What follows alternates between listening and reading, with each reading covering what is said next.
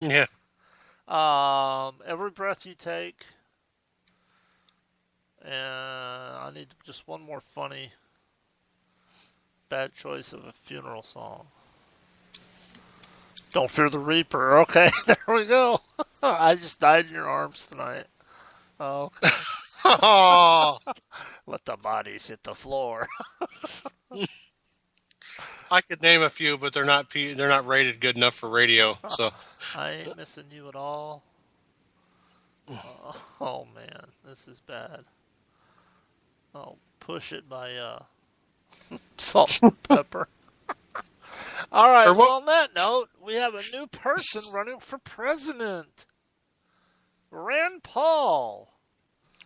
And you Eh, know that right before he made this announcement, he called his dad, Ron Paul, and he's like, "All right, Dad, I'm gonna announce. So can you please quit saying all these stupid things like Iran just wants the bomb because they just want to be like everybody else. They just want to be respected. There's no reason why Iran shouldn't have the bomb. Things like that."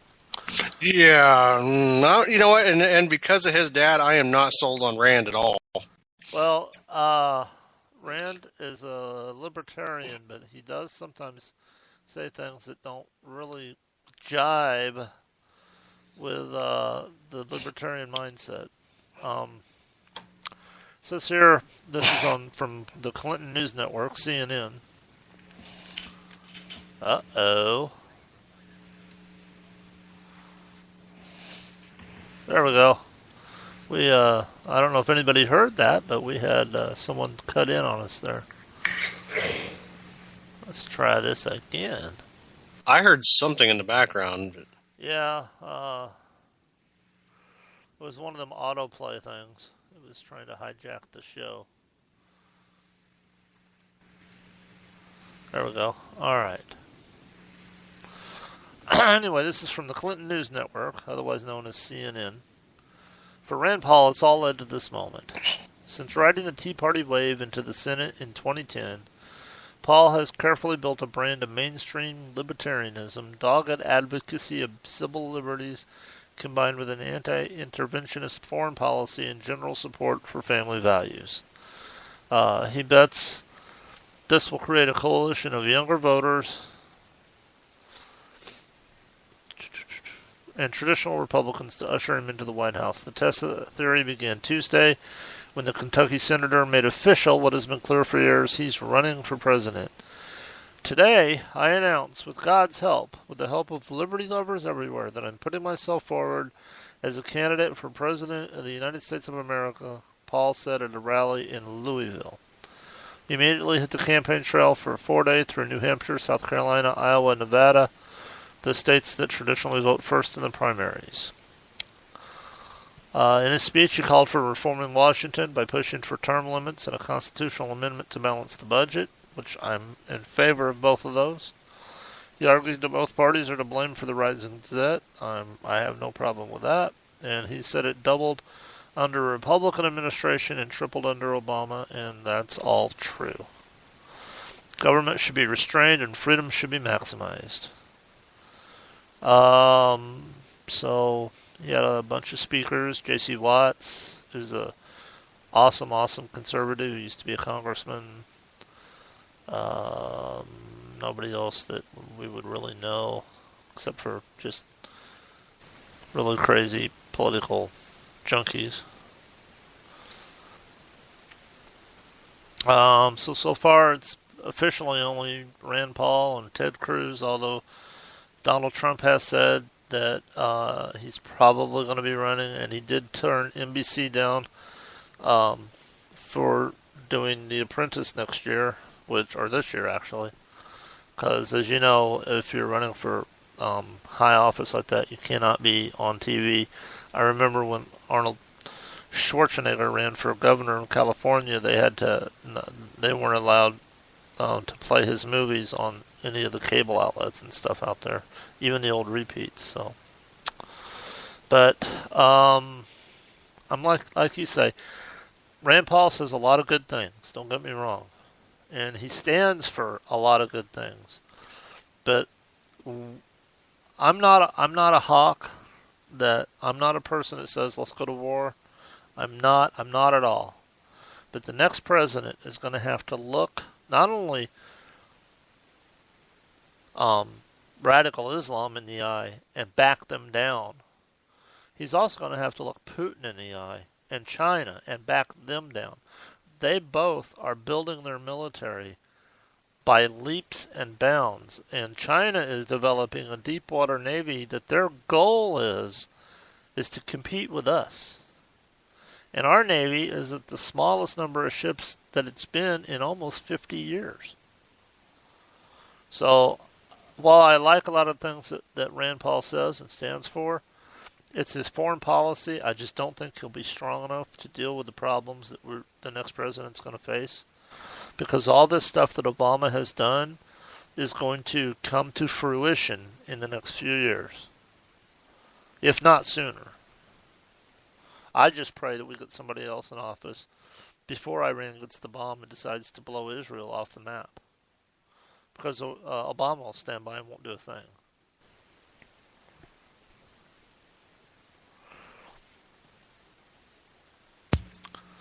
Are you there, Brandon? Yep. For some reason, it just went completely silent on me for a split second. Oh, that's okay. I don't know what you heard.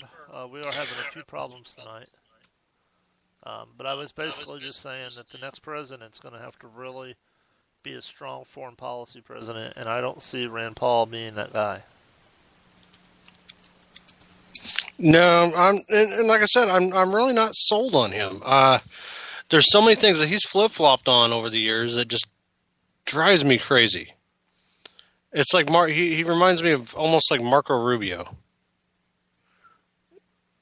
You know, he talks a big game, and then he's like, "Oh, well, I'm for this," when the entire country's like, "No, please."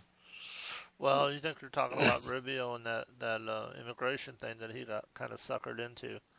I think Mitch McConnell kind of orchestrated that from behind the scenes. It's possible. And this was before the 2012 midterms when the Republicans gained control of the Senate. I think you had a guy that was... Rubio's a young guy. He's a go-getter. He's got great conservative values. And he's got a really good voting record.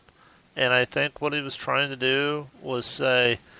here's what. I think he wanted to be the guy that when it came time to run for president in 2016, I think he wanted to be the guy that said, all the other candidates, did any of them fix our immigration problem like I did? I think that's what he was, and I think he kind of didn't see the forest for the trees type of a situation, you know what I'm saying? Once he found out that the bill was bad, he pulled his name off of it as a co-sponsor, but by then, you're right, some damage may have been done to his political reputation. I don't know, time will tell. I think Rand Paul and Rubio have a place in a Republican conservative administration. I don't know where that would be. I mean, I think I see Ted Cruz as a great president. I think I see Sarah Palin as an awesome Secretary of Energy. I mean, look what she did in Alaska. She doubled the revenue in 10 years because she took the oil company. Because what the oil companies would do is they would purchase these leases on these grounds. And then nobody else could drill there. And it was kind of like their ace in the hole. You know, they always had that to fall back on. And so she pulled the leases and said, hey, drill or we sell the leases again. And she got him to knuckle under. And Alaska's constitution makes every member of Alaska equal shareholder in the profits of the I don't want to just say mineral rights, but the natural resource rights. And so she did some good things as governor, and it usually gets lost in all the turbulence of the left attacking her as not being smart and all this. And I can see Russia from my porch, which of course obviously she never said that. Tina Fey said that on Saturday Night Live. But it's odd how that gets attributed to Palin, isn't it? Yeah. Well, and I'm also I'm going to go off on a tangent here a little bit on this. I'm having some really bizarre errors here, Chief. I was looking up another talking point for us here and went to click on it, and this has happened 3 times since we've been talking. 3 times. It says the website is not available. That's weird. Yeah, you click on details and it says the server, whatever it is, cannot be found because the DNS lookup failed. All these websites are reputable and always work, but when they're on Facebook for some reason now, they're not working. I think that's our First Amendment getting nailed. You don't know. Are you trying to say that young Mr. Zuckerberg